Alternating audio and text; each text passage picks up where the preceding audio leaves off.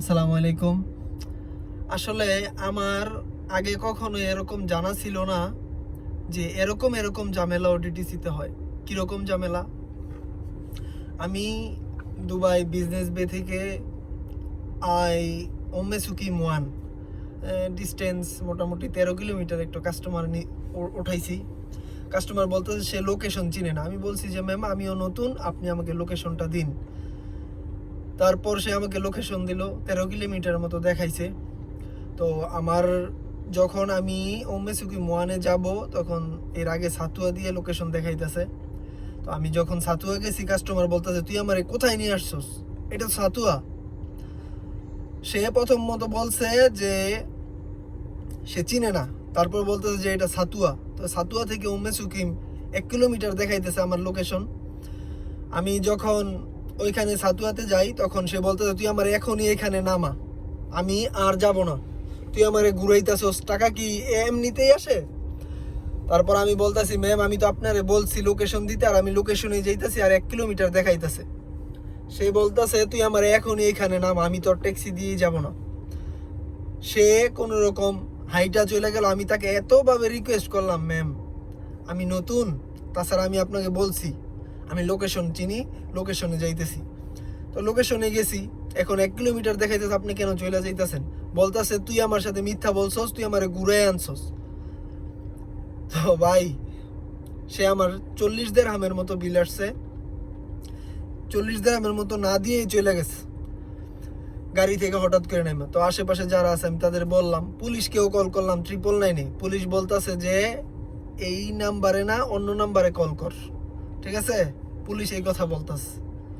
তো দুবাইয়ের পুলিশ আবার অনেক হেল্পফুল, তারা এই জন্যই তো বলছে যে অন্য নাম্বারে কল কর। 999-এ ইমার্জেন্সি নাম্বারে কল করেও তাদের কোনো সুরাহা পেলাম না। তারপর আমি আমার কোম্পানিতে আসলাম। কোম্পানিতে আসার পর বললাম যে স্যার এই বিষয়, বলতেছে ক্যামেরা ফুটেজ নিয়ে আয়।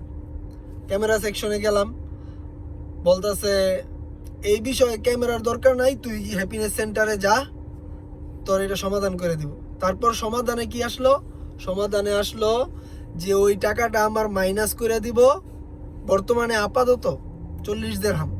আমি যখন নেক্সট টাইম স্যালারি পামু তখন আমার স্যালারি থেকে এটা অটোমেটিক কেটে নিবে। তো এই যদি হয় সমাধান আমাদের নতুনদের জন্য, আমরা যদি ঝামেলায় পড়ি, বা দুবাই ট্যাক্সিতে একটা ড্রাইভারের কীরকম মূল্য থাকলো ভাই, এখানে তো ড্রাইভারদের কোনো মূল্যই নেই। মাঝে মধ্যে অটোমেটিক সেন্সরের কারণে অটোমেটিক এই মিটারটা আছে এমনিতেই চলে যায়। তো এটা 5 দিরহাম থেকে শুরু হয়, ঠিক আছে? 12 দিরহামে অফ হয়। আমি একদিন হঠাৎ করে বসে রয়েছি, আমি ফোনে কথা বলতেছি, আমার মিটার বলতেছে ওয়েলকাম টু দুবাই ট্যাক্সি। তো এই হচ্ছে অবস্থা, ঠিক আছে? আপনারা যারা দুবাই ট্যাক্সিতে আসবেন অবশ্যই দুবাই ট্যাক্সির ভিতরে ও বাইরে কি কি আছে ভাই সব কিছু জানার চেষ্টা করবেন, ঠিক আছে? দালালদের মিষ্টি মিষ্টি কথায় ভাই এইখানে আসবেন না, তাহলে আপনি অবশ্যই ভুগতে হবে। দালালদের কথায় পরে যদি এখানে আসেন অবশ্যই ভুগতে হবে। তাই আমি আপনাদের কাছে বিনীত অনুরোধ করব, আপনারা দুবাই ট্যাক্সিতে আসার আগে কোম্পানি সম্পর্কে যাচাই বাছাই করে আসুন। যারা পূর্বে আসছে তাদের ইনকাম কিরকম, বর্তমান সিচুয়েশন কিরকম, এগুলো জেনে শুনে অবশ্যই আসবেন ভাই, না হয় বিপদে পড়বেন। যেমন আমি এখানে 2.5 মাস যাবৎ কাজ করতেছি, আমি গত মাসে শুধু 500 দিরহাম স্যালারি পাইছি। তো এই স্যালারি আমি আমার ফ্যামিলিকে শরমে লজ্জার কারণে বলতে পারি না যে আমি 500 দিরহাম পাইছি, কারণ আমি তাদেরকে অনেক আশা দেখাইছি যে এখানে অনেক ভালো কিছু আছে।